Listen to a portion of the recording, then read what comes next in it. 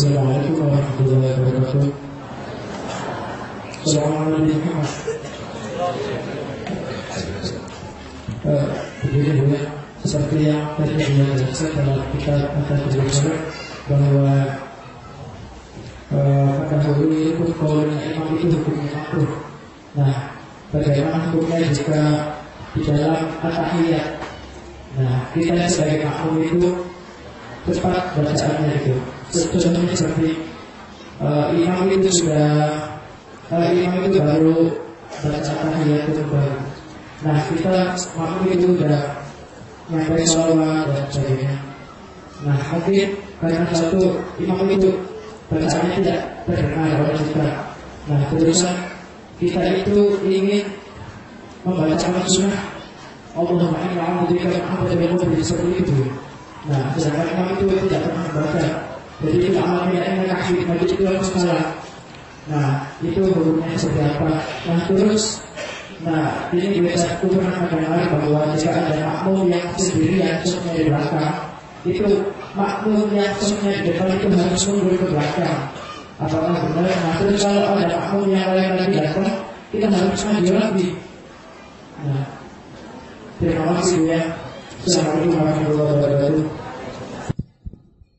Mendahului rukun qauli hukumnya makruh, tapi membarengi di sini adalah tidak. Bareng ya. Tasyahud Anda baca bareng. Beda rukun qauli dengan rukun fi'li. Kalau mendahului itu orang imam belum Fatihah, Anda sudah Fatihah. Baik. Kalau tadi pertanyaannya, imam membaca tasyahudnya terbatas kepada yang fardu saja, nggak pakai sunnah misalnya. Alhamdulillah ini ada pertanyaan saya ingat. Masalah kunut. Imamnya nggak mau kunut. Imamnya imam, nggak tahu imam apa itu. Ya imam banyak. Orang di Indonesia madhab Syafi'i kok nggak pakai kunut. Sok pinter lagi. Orang nggak pakai kunut adalah hak kalau dia ngikuti Imam Abu Hanifah. Orang nggak kunut bener, cuman kadang-kadang orang aneh-aneh ini gara-gara pergi kemana itu pulang sudah kunutnya nggak ada. Gara-gara buku selembaran bid'ah kunut hilang. Ilmu tidak diambil dengan selembar kertas. Berjilid-jilid orang belajar itu. Baik, kalau ternyata imam Anda itu membaca tasyahudnya hanya yang fardu saja, misalnya sampai asyhadu alla ilaha illallah wa asyhadu anna Muhammadar Rasulullah, Allahumma shalli ala sayyidina Muhammad wa ala ali sayyidina Muhammad, assalamualaikum. Nah, kan selesai sudah. Kan fardunya sampai di situ kan, wajibnya. Ibu harus tahu yang wajib itu tambahan, itu sunnah, Bu. Jadi kita harus tahu wajibnya sampai asyhadu Allahumma shalli ala sayyidina Muhammad. Allahumma shalli ala sayyidina Muhammad wa ala ali Muhammad pun khilaf, bukan wajib. Allahumma shalli ala sayyidina Muhammad, assalamualaikum. Sah salatnya. Lah saya sebagai makmum kan pengen baca doa yang banyak. Nah, Anda saat itu boleh melanjutkan doa Anda, ya. Anda melanjutkan doa Anda sampai Anda puas, gak ada masalah sebagai makmum, karena di situ pun Anda tidak tergolong orang ketinggalan satu rukun salam, karena tidak murni satu rukun salam, nggak sempurna. Jadi yang maksud ketinggalan satu rukun itu kebayang begini, Bu. Bapak rukuk dengan imam, lalu imam berdiri iktidal, itu ketinggalan satu rukun belum? Belum. Kalau imam sudah mulai sujud, maka Anda ketinggalan satu rukun. Jadi kalau imam salam, Anda belum salam, itu belum ketinggalan satu rukun. Jadi kalau Anda ingin menyempurnakan doa, sempurnakan doa Anda. Setelah itu Anda berassalamualaikum. Di dalam kunut, lihat. Kalau ternyata imam Anda, dan ini disepakati loh dalam madhab kita Imam Asy-Syafi'i radhiyallahu anhu, dalam madhab Imam Ahmad bin Hambal, termasuk fatwanya orang-orang yang katanya anti kunut, itu ternyata mereka ya diam-diam ya harus patuh dengan ulama terdahulu. Ini fatwa dari Saudi muncul kalau imamnya tidak kunut, bagi yang biasa kunut tetap diimbau untuk kunut. Apalagi dalam madhab kita Imam Syafi'i radhiyallahu anhu. Maka kalau imam tidak kunut subuh, maka tetap disunahkan bagi Anda untuk kunut subuh. Semoga Anda bisa haji dan umrah, amin. Cuman jangan ikut-ikutan semuanya yang ada di sana, gara-gara nggak kunut. Kalau mereka tidak kunut, maka Anda tetap Kunut lanjutkan. Dia sampai sujud tidak akan ketinggalan satu rukun. Sepanjang apa sih kunut Anda? Allahumma hdina fiman hadait sampai selesainya. Jadi waktu Anda kalau tahu imam tidak kunut, Anda bersegera saja. Sami Allahu liman hamdah. Setelah Anda baca Allahumma hdini fiman hadait wa afini wa hadait. Baru Anda menyusul sujud. Baik, jadi untuk menyempurnakan kunut, maka itu boleh-boleh saja, tapi lagi-lagi jangan sampai ketinggalan ya. Dengan 2 rukun utuh. Imamnya sudah sujud, sampai duduk lagi, sujud lagi, masih kunut. Nggak benar. Jadi masih bisa kunut. Dan disunnahkan tetap kunut.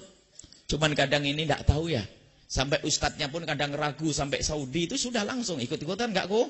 Padahal fikihnya sudah jelas kok. Coba ibu-ibu yang umroh kunut nggak kemarin?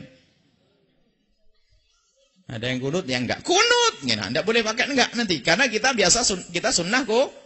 Sunat aman, enggak boleh. Jadi kalau imamnya tidak kunut, maka kita kok keyakinan ilmu, enggak usah diragukan ini ilmu di dalam madhab kita Imam Asy-Syafi'i radhiyallahu anhu. Jadi kunut tetap ada. Jadi enggak usah ragu. Imam tidak kunut. Enggak usah ini fatwanya bin-bin itu loh. Ada fatwa bin-bin siapa? Enggak enak nyebut namanya. Itu sudah mengatakan boleh dalam fatwanya bin-bin dari Saudi itu. Bin-bin. Fatwa bin siapa, masalah kunut ditanya orang, nggak bisa ngomong karena ulama mengatakan bagi orang yang kunut, mereka menganggap kunut adalah khilafiyah. Khilaf antara jumhur dengan Abu Hanifah. Bagi yang biasa kunut kok ketemu imam tidak kunut, maka tetap disunnahkan dia untuk kunut karena dia punya kesunahan kunut. Selesai. Jadi Anda yakin nggak usah ragu lagi kunut, tetap kunut. Lihat. Cuman kenapa ada orang keras sekali bu? Kadang-kadang kita sendiri ke bawah. Tidak kunut. Atau Anda punya imam lupa. Pernah enggak imam lupa? Pernah. Tetap Anda disunahkan kunut. Baik. Imam lupa, Anda tetap disunahkan kunut. Baik, itu saja. Kemudian pertanyaan selanjutnya. Makmum yang sendirian di shaf yang paling belakang itu makruh kalau sendirian.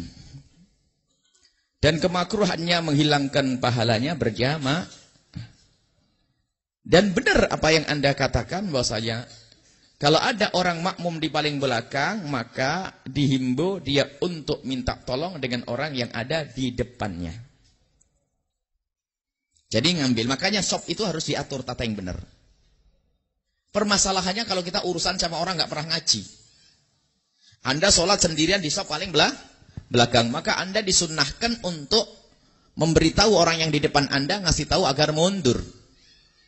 Dan waktu memberitahunya adalah setelah Anda takbiratul ihram, Anda sendirian di belakang, takbiratul ihram Allahu Akbar, baru Anda tarik orang yang di depan Anda untuk mundur. Jadi menariknya adalah setelah takbiratul ihram, bukan ditarik dulu. Dan bagi orang yang ditarik, tahu dia belum takbiratul ihram, nggak boleh mundur. Ya. Jadi kalau Anda ditarik, orangnya belum takbiratul ihram, Anda tidak usah mundur. Tapi kalau sudah tahu dia itu sudah takbiratul ihram, Anda mau mundur. Jangan-jangan nakal, setelah Anda mundur, dia belum takbiratul ihram, dia mundur, Anda mundur, dia masuk, kan kurang ajar namanya. Ya, jadi memang harus ada aturannya. Baik. Dan bagi yang ditarik sunnah untuk membantu. Biarpun Anda di shaf yang paling pertama, hanya satu shaf, tok. Dan shaf itu dihimbau dibangun lagi, shaf yang kedua dari tengah yang paling lurus dengan imam, paling dekat dengan imam. Bukan di pojok sana, itu bikin masalah. Di tengah. Yang ditarik adalah orang yang paling dekat. Nah kalau sudah bolong, merapat. Baik. Kalau ternyata nanti kosong depan satu nggak apa-apa, tapi di belakang dua. Kosong ini bukan termasuk kosong yang menghilangkan pahala berjamaah. Aslinya, jika shaf pertama belum penuh, maka kita tidak boleh membuat shaf di belakangnya. Kecuali di saat kita di belakang hanya sendiri, maka kita membawa teman. Nggak apa-apa shaf belakang yang depannya 01. Cuman nanti kalau ada orang datang memenuhi shaf yang pertama. Nah, jadi betul. Jadi misalnya begitu tadi. Ke belakang. Saya sholat sendiri di belakang, saya menarik orang yang di depan saya. Orangnya mundur. Setelah berdua mundur, ada orang datang. Maka dia akan datang memenuhi. Kalau yang datang ternyata di samping kita, yang tadi mundur, boleh maju lagi ke tempat yang kosong lagi. Dan itu memang tata cara sholat berjamaah yang benar. Wallahu a'lam bishawab.